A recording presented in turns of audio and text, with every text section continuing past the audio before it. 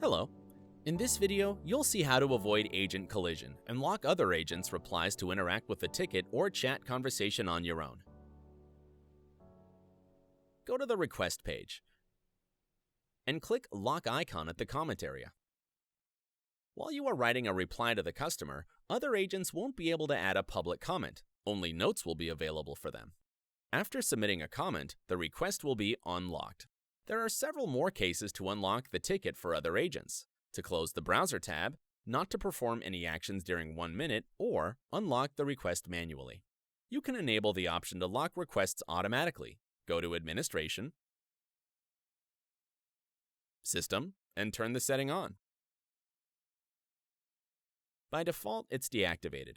Now you need to write a public reply with a minimum of 3 characters and the ticket will be locked. For more information, please refer to our knowledge base. Thank you.